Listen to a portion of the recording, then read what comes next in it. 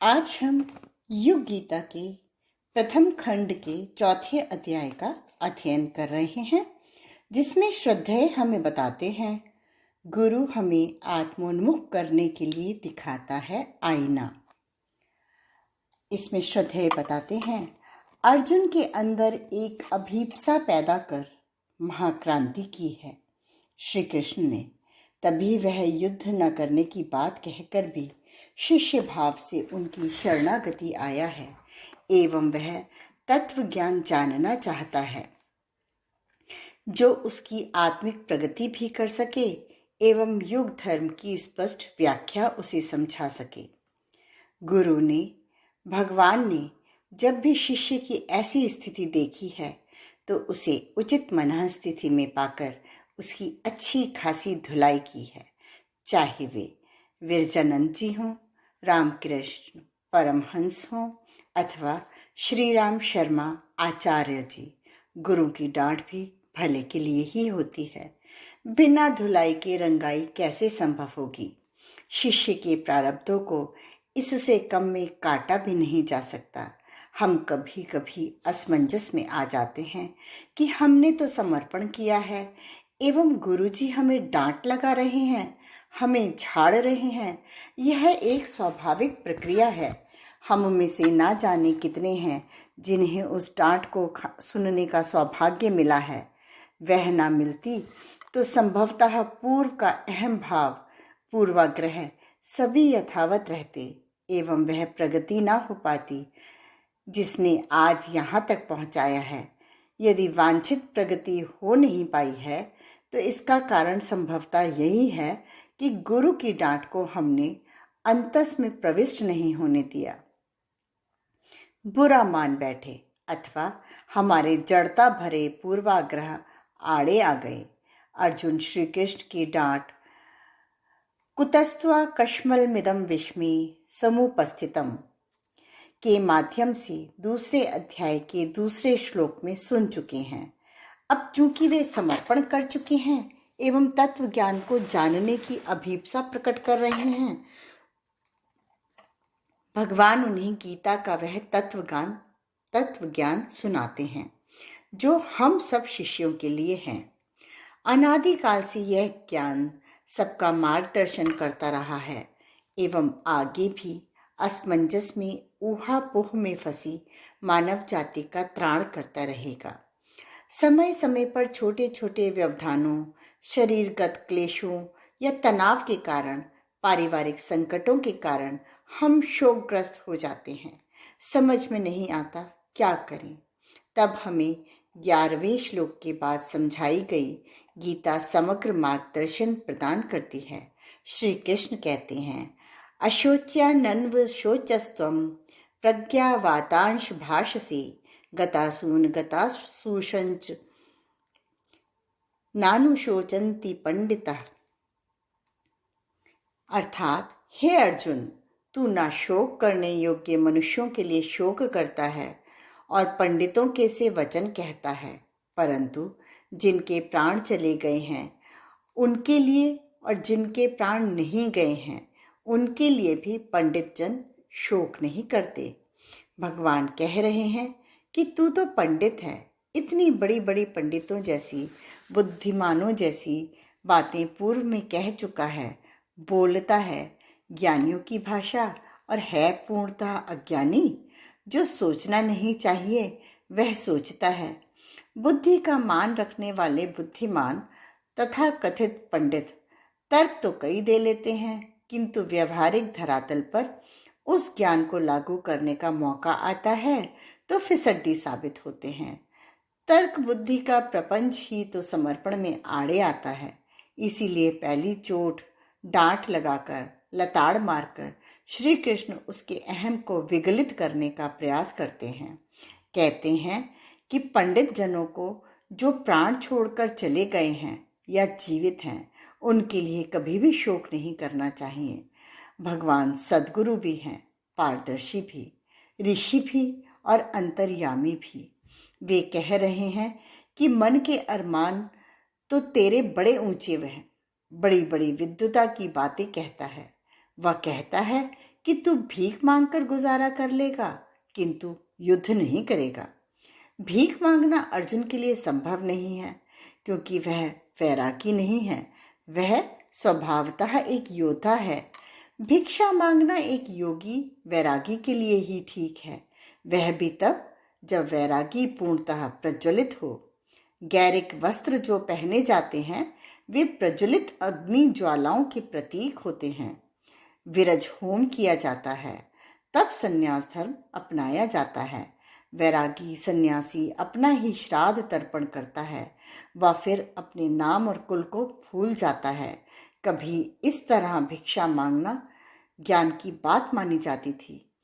महात्मा बुद्ध ने भी इस परंपरा का निर्वाह किया, परंतु परम पूज्य गुरुदेव ने कहा, आज के युग का धर्म आज का नव संन्यास है। परिव्रज्या, समय दान, अंशदान द्वारा समाज को पीड़ा, पतन, पराभव से मुक्त कराना। यह बात अर्जुन के कथन के परिप्रेक्ष्य में बड़ी अच्छी तरह समझी जा सकती है कि युग धर्म का निर्वाह एवं परिव्राजक बनकर समय की मांग का परिपालन पूज्य वर्ग के अभियान में जुटकर किया जा सकता है। हम अर्जुन के तर्कों व उसके पांडित्यपूर्ण तर्कों पर योगेश्वर श्री कृष्ण की लताड़ के परिप्रेक्ष्य में चर्चा कर रहे थे। भगवान कहते हैं, तुझे शोक नहीं करना चाहिए। ना तो ऐसा है कि मैं किसी काल में नहीं था, तू नहीं था, अथवा ये राजा लोग नहीं थे जिनके लिए तू शोक कर रहा है, और ना ऐसा ही है कि इससे आगे हम सब नहीं रहेंगे। इसके आगे वे कहते हैं कि वैसे जीवात्मा की इस देह में बालकपन, जवानी और वृद्धावस्था होती है, वैसे ही अन्य शरीर की प्राप्ति भी होती है। उस विषय में धीर पुरुष मोहित नहीं होते, शोक नहीं करते। यह बात 13वें श्लोक में लिखी गई है। देह से परे जाकर समझने की बात कहकर भगवान अपने शिष्य को आसक्ति से मुक्त करना चाह रहे हैं। हर गुरु बचपन की याद दिलाकर जो छूट गया सो ठीक, अब वर्तमान को देखने, जीवन यात्रा की निरंतरता की देखने की बात शिष्य को समझाता है।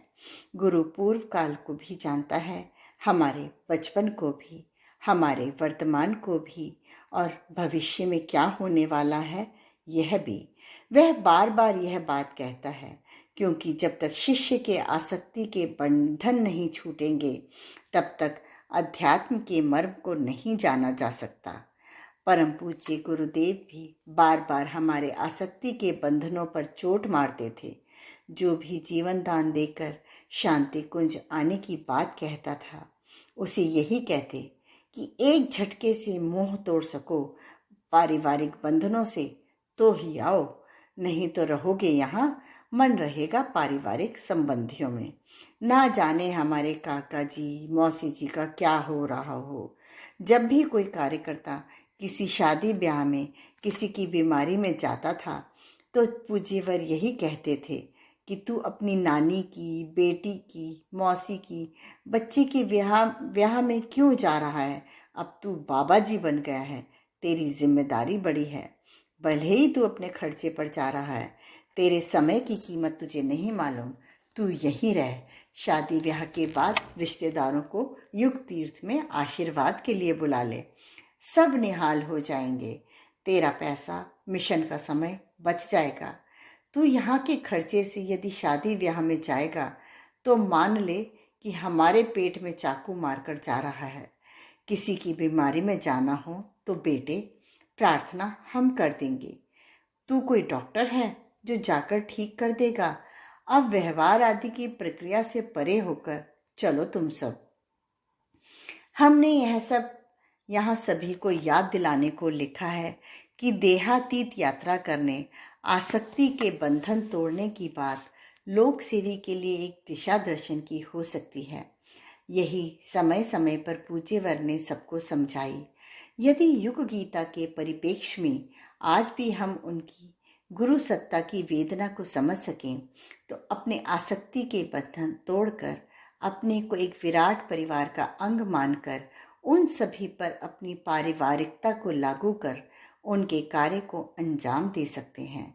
यदि श्री कृष्ण अर्जुन के इस संवाद के द्वारा यही तथ्य हमारे केंद्रीय क्षेत्रीय कार्यकर्ताओं की समझ में आ जाए तो यह लेखन सार्थक माना जाएगा। श्री भगवान अर्जुन के आसक्ति के बंधनों पर चोट करने के बाद 14वें श्लोक में उसके शोक संबंधी कथन पर अपनी प्रतिक्रिया व्यक्त करते हुए कहते हैं कि हे कुंती पुत्र, सर्दी गर्मी और सुख दुख को देने वाले इंद्रिय और विषयों के संयोग को तो उत्पत्ति विनाशशील और अनित्य हैं, इसीलिए तू उन्हें सहन कर। इसके पहले 8वें श्लोक में अर्जुन कह चुका है कि मेरे इंद्रियों को सुखाने वाले शोक को दूर कर सकने वाला उपाय मुझे दिखाइए। यहाँ भगवान कह रहे हैं कि ये तो उत्पन्न और विनष्ट होते रहते हैं एवं उसे सहन करने की आदत डालनी चाहिए। वे आगे कहते हैं, ऐसा व्यक्ति जिसे ये संयोग व्याकुल नहीं करते वही मोक्ष के योग्य होता है। 15वां श्लोक। आगे वे 17वें 18वें श्लोक में कहते हैं कि हे अर्जुन, नाश रहित तो तू उनको जान जिससे यह संपूर्ण जगत दृश्य वर्ग व्याप्त है। इस अविनाशी का विनाश करने में कोई समर्थ नहीं है। इस नाश रहित अप्रमेय नित्य स्वरूप जीवात्मा के सब शरीर नाशवान कहे गए हैं। इसीलिए हे भरतवंशी अर्जुन, तू युद्ध कर। कितने बड़े दर्शन परक प्रसंग को अति संक्षेप में कहकर योगेश्वर कृष्ण उसे पुनः उसी प्रवाह में ले जाते हैं कि यह शरीर तो नाशवान है, मात्र आत्मा ही है जिसे नष्ट नहीं किया जा सकता। जो दिखाई देता है वह नाशवान है, क्षण भंगुर है। जो अदृश्य है वह अविनाशी है। देखते देखते कितने लोग मृत्यु के गर्त में समा गए। उस अविनाशी तत्व को पहचान जिसका नाम है आत्मा, जो देहातीत है। वे अगले श्लोकों में यही कह रहे हैं और उसे इस सांख्य योग के प्रथम भाग देहातीत आत्मा का भान के संबंध में समझाने का प्रयास कर रहे हैं ताकि वह अपना कर्तव्य समझ सके एवं युद्ध में स्वयं को नियोजित कर सके।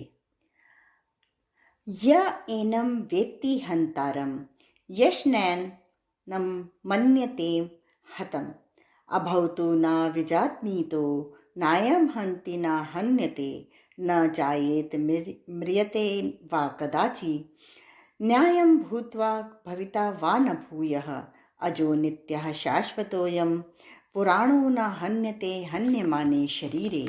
अर्थात जो इस आत्मा को मारने वाला समझता है तथा जो इसको मरा मानता है, वे दोनों ही नहीं जानते, क्योंकि यह आत्मा वास्तव में ना तो किसी को मारता है ना ही किसी के द्वारा मारा जाता है। यह आत्मा किसी काल में भी ना जन्मता है और ना मरता है तथा ना यह उत्पन्न होकर फिर होने वाली ही है, क्योंकि यह अजन्मा, नित्य, सनातन और पुरातन है। शरीर के मारे जाने पर भी यह नहीं मारा जाता। उपयुक्त व्याख्या आत्मा के विभिन्न गुणों के विवेचन के साथ 30वें श्लोक में की गई है। गीता का सार माने जाने वाले एवं किसी प्रियजन की मृत्यु पर शोकग्रस्त व्यक्ति के लिए मननीय पठनीय अंश यही हैं, जो 11वें से 30वें श्लोक तक फैले हुए हैं। बार बार एहसास करा रहे हैं भगवान कि इस देह के लिए परेशान मत हो। इन रिश्तेदारों के प्रति जो मरण धर्मा है, मोह मत कर। गुरु हर शिष्य को यही आईना दिखाता है। जैसे ही हम बुद्धिमानों की भाषा पांडित्यपूर्ण वचन बोलते हैं, गुरु हमें आईना दिखा देता है। यह गरूर किस लिए, यह मोह किस लिए? समाप्त हो जाने वाली काया के लिए, नश्वर संबंधों के लिए। बार बार योगेश्वर कृष्ण अपने शिष्य अर्जुन से कहते हैं कि वह शाश्वत संबंधों को पहचाने, अस्थायी संबंधों को भूले। शाश्वत है आत्मा परमात्मा का, जीव ब्रह्म का, शिष्य गुरु का संबंध तथा अस्थायी व नाश होने वाले संबंध हैं रिश्तेदारों वाला, भाई, चाचा, मामा वाला। हम जिन्हें सगा मानते हैं वे वस्तुतः मात्र इस जन्म के ही साथ हैं। जन्म जन्मांतरों का साथी तो एकमात्र गुरु है। युगों युगों तक, अनंत काल तक चलते हैं गुरु शिष्य के संबंध, जिसमें सच्ची भावना है, उदात्त भावना है, प्रगाढ़ पवित्र संबंध है। वह मात्र गुरु शिष्य का संबंध है। सच्चा गुरु सदैव सच्चे शिष्य को ढूंढ लेता है एवं सच्चा शिष्य सच्चे गुरु को ढूंढ लेता है। बार बार भगवान अर्जुन के मुंह पर चोट करते हुए अगले श्लोकों में भी यही बात पुनः जोर देकर कहते हैं। वासांसी जीर्णानि यथा विहाय नवानि गृह्णाति नरोपराणि तथा शरीराणि विहाय जीर्णा नियान्यानि संयाति नवानि देहि।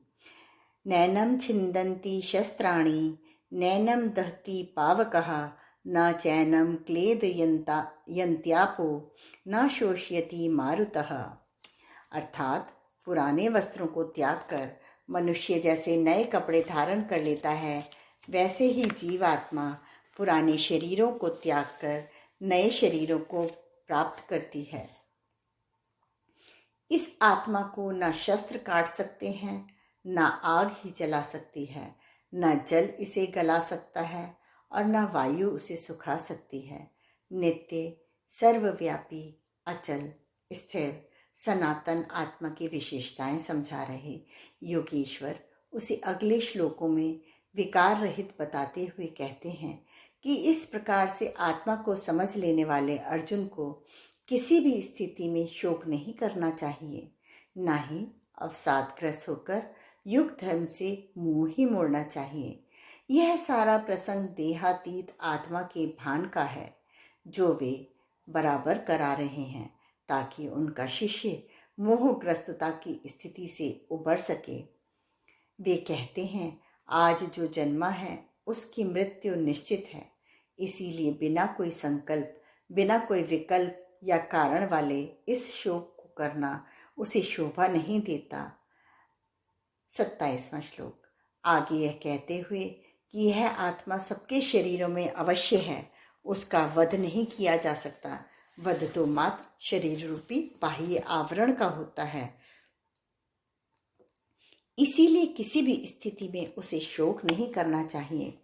वे सीधे युग धर्म की व्याख्या कर देह से स्वधर्म आचरण की बात पर आ जाते हैं। स्वधर्ममपि चवेक्ष्य न विकम्पितुमर्हसि धर्म्याधियोद्धार्थ-श्रेयो न्यक्षत्रियस्य न विद्यते। भावार्थ, अपने धर्म को देखकर भी तुझे भय नहीं करना चाहिए, क्योंकि क्षत्रिय के लिए धर्मयुक्त युद्ध से बढ़कर दूसरा कोई कल्याणकारी कर्तव्य नहीं है। इस श्लोक के माध्यम से सांख्य रूपी इस दूसरे अध्याय के शिष्यत्व के जागरण के बाद का देहातीत आत्मा के भान से संबंधित दूसरा प्रकरण समाप्त होकर तीसरा आरंभ हो जाता है, एवं यह है देह से स्वधर्म आचरण की मीमांसा परक। भगवान अर्जुन से कहते हैं कि तुझे यह देह इसलिए मिली है कि तू देह के माध्यम से स्वधर्म निर्वाह कैसे किया जाना चाहिए यह समझ ले। परम पूज्य गुरुदेव कहते थे कि हमें यह शरीर इसलिए मिलता है कि इस माध्यम से ही आत्मा और ईश्वरीय प्रकाश की रश्मियां फैलती हैं। यह हमें मिला है इसलिए कि हमारे माध्यम से परमात्मा झर सके, परमात्मा का वैभव प्रकट हो सके। फव्वारा है हमारे शरीर, हमारा मन, हमारी देह, हमारे प्राण, हमारे कर्म एवं विचार। अद्भुत ईश्वरीय संरचना है मानवीय देह। भगवत चेतना में आरूढ़ होकर यदि हम इस देह से कर्म करेंगे तो वह स्वधर्म आचरण कर्तव्य पालन कहा जाएगा। अपने कर्तव्य के परिपालन से बड़ा कोई तप नहीं है। इस परिप्रेक्ष्य में महाभारत की एक कथा बड़ी प्रासंगिक है। एक जाजल्य मुनि थे जिनके तप की महिमा का गान गाया जाता था।